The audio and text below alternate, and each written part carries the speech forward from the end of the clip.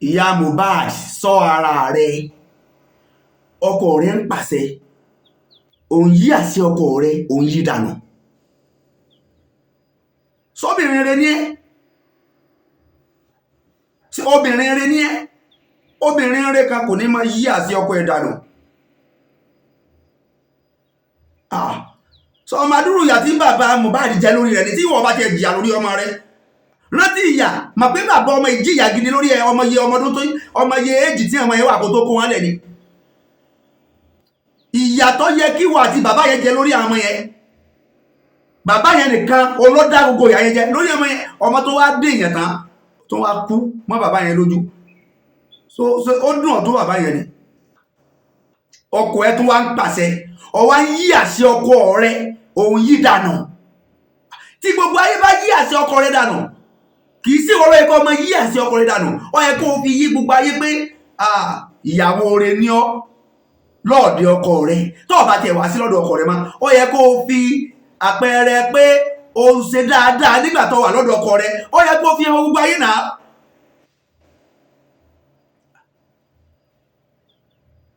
Mohbad kú, àwọn olófin wọ́n láwọn fẹ́ máa rúkú, gbogbo ayé láwọn fẹ́ máa rúkú tó pa, wọ́n lọ wú òkú rẹ̀ padà.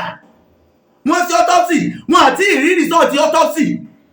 Wọ́n ní wọ́n sọ pé wọ́n fún wọn láṣẹ pé kán lọ sí padà. Bójèmí náà nínú ìnígbà. So far tí wọ́n ti wú òkú ọmọ yẹn, ó dìgbà tí wọ́n bá tó rí result autopsy, either positively or negatively, kó tó di pé wọ́n láǹfààní àti sin ọmọ yẹn padà. Láì gbà tí ìrí result, kí wọ́n láǹfààní kán lọ wú ọmọ lọ́mọ. What is the essence of pé wọ́n wú òkú ọmọ yẹn nígbà tí wọ́n bá sọ pé wọ́n rí result tí wọ́n tún padà lọ sí ọmọ yẹn padà? Ọkọ rẹ̀ wá dúró lórí pé òun gbọ́dọ̀ rí result kí wọ́n má sin ọmọ yẹn o. Ọ̀tí tó ń bá tó rí result, ìwọ sì ń pariwo pé dandan ká lọ sin ọmọ, ká lọ sin ọmọ.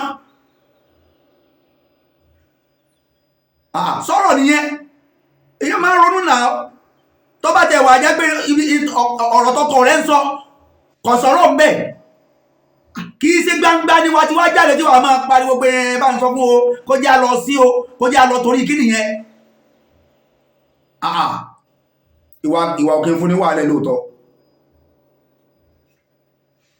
Orí máa yẹn pé so far tí wọ́n ti wú òkú yẹn tábà tí rí rìsọ́ọ̀tì wọn àgbọ̀rọ̀ sí. Tó bá jẹ́ pé wọn àwú rárá ni ó sì fi kí wọ́n láǹfààní pé wọ́n wú nígbà tí wọ́n yọ ọlọ́lọ́mọ yẹ pàtì tàbí jẹ́ lára ọmọ ẹ̀ tàbí result tàbí test kí tó wá dá padà ní òkòtò kọ́ wá mẹ́sì result kí wá láǹfààní pé wọ́n lọ wú ọmọ lọ́mọ.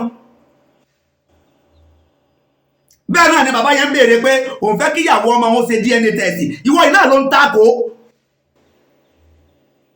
Ó túmọ̀ sí pé ìsobìnrin rí. Tó bá jẹ́ obìnrin rí in tọ́kọ rẹ̀ bá sọ náà ni ó gbà sọkọ lẹ́nu. Tọ́kọ bá tẹ̀ wá sọ tí ò dá inú yàrá ni yóò ti lóhun àtọkọ yóò ti sọ. Ìmọ̀ràn tóbìnrin bá ní yóò gba ọkọ rẹ̀ nímọ̀ràn nínú yàrá láàrin ohun àtọkọ rẹ̀.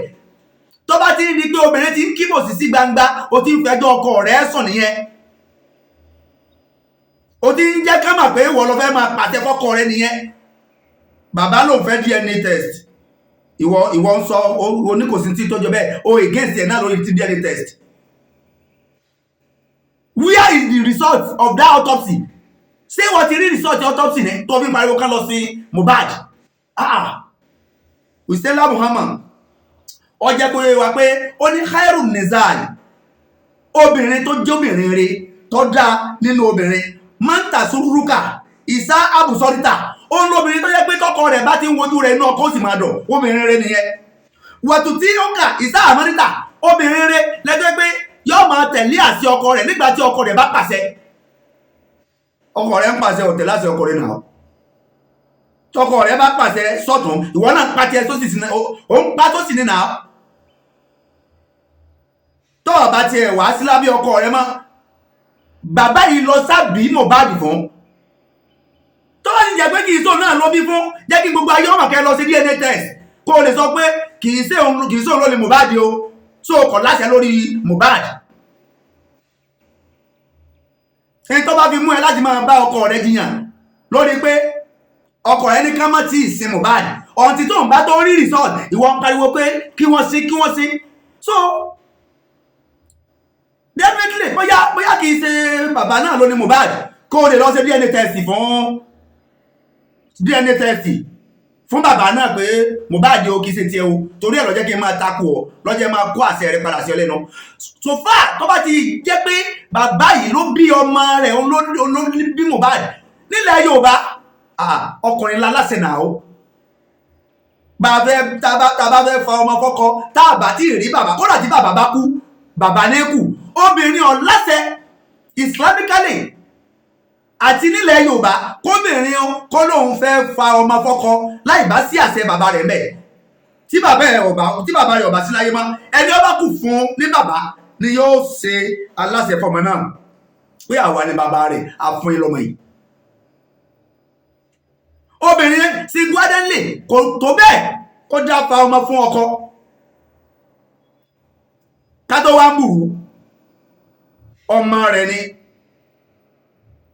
ó yẹ kó ọmọ retí àṣẹ tọkọ rẹ̀ ọ̀pá lórí rẹ̀ ni pé ẹni tí bàbá wa bá fẹ́ náà ni o ẹni tí baálé wa bá ti sọ náà ni o ṣé kìí sọ̀rọ̀ lọ bí fún ni ọwọ́ ń yí àṣẹ ọkọ rẹ̀ padà lọ sọ́ra rẹ̀ o gbogbo ayé ní expect result òkú Mohbad o èmi gangan gbogbo wa àwọn expect result autopsy tó wá jẹ́ pé ó fẹ́ kí wọ́n lọ sin Mohbad